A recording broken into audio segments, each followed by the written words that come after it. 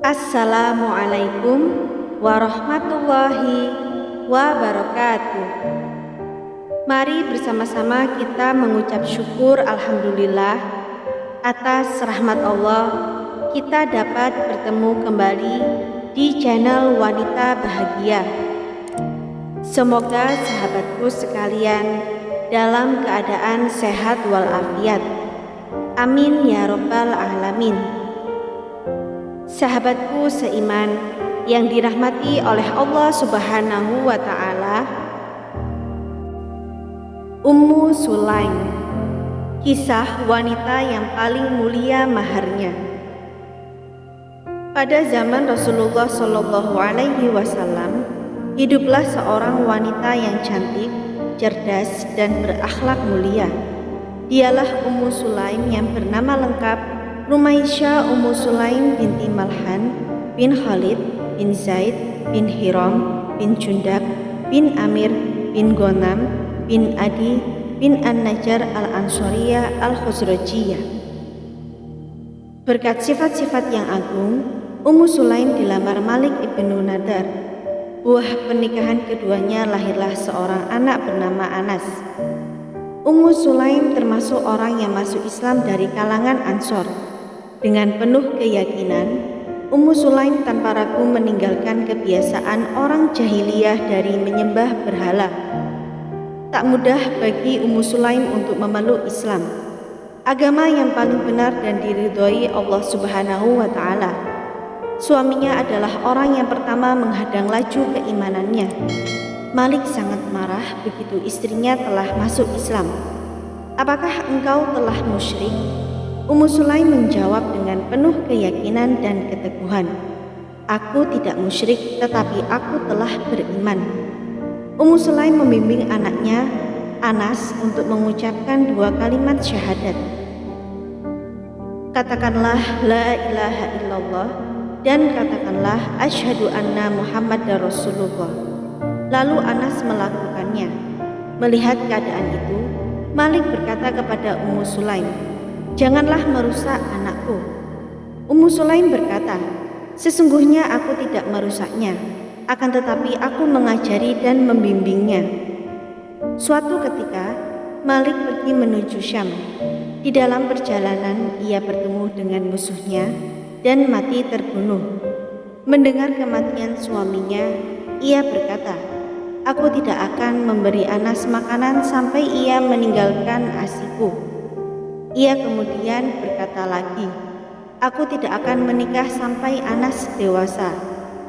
Kebaikan Ummu Sulaim diungkapkan Anas bin Malik pada sebuah majelis. "Semoga Allah membalas jasa baik ibuku yang telah berbuat baik padaku dan telah menjagaku dengan baik." Ummu Sulaim menyerahkan si jantung hatinya, Anas, sebagai pelayan di sisi seorang pengajar manusia dengan segala kebaikan, yakni Rasulullah Shallallahu Alaihi Wasallam. Lalu Rasulullah menyambutnya hingga sejuklah kedua mata Ummu Sulaim. Hari terus berganti. Orang-orang pun memperbincangkan Anas bin Malik dan ibunya dengan penuh kekaguman dan penghormatan. Kemudian, kemuliaan dan kebaikan Ummu Sulaim terdengar di telinga Abu Thalha, seorang hartawan di zaman itu. Dengan penuh cinta dan kekaguman, sehingga ia berusaha untuk meminang Ummu Sulaim. Abu Thalha pun melamar Ummu Sulaim dengan mahar yang mahal sekali. Namun, lamaran itu ditolak Ummu Sulaim. "Tidak sepantasnya aku menikah dengan seorang musyrik. Tidaklah engkau mengetahui, wahai Abu Thalha, bahwa sesembahan kalian itu diukir oleh seorang hamba dari keluarga si Fulan. Sesungguhnya bila kalian menyalakan api padanya, pastilah api itu akan membakarnya." Terasa sempitlah dada Thalha. Ia pun pergi dan hampir tidak percaya dengan apa yang ia lihat dan dengar. Namun cintanya yang tulus membuat Thalha kembali datang dengan mahar yang paling istimewa, dengan harapan Ummu Sulaim bisa luluh dan mau menerimanya. Sebagai daiyah yang cerdas, Ummu Sulaim tak silau dengan harta, kehormatan, dan kegagahan. Lalu ia berkata dengan santun, "Tidak pantas orang yang sepertimu akan ditolak, wahai Abu Thalha.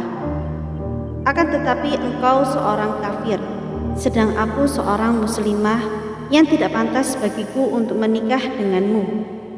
Lalu Abu Talha berkata, "Itu bukan kebiasaanmu." Ummu Sulaim berkata, "Apa kebiasaanku?" Ia berkata, "Emas dan perak."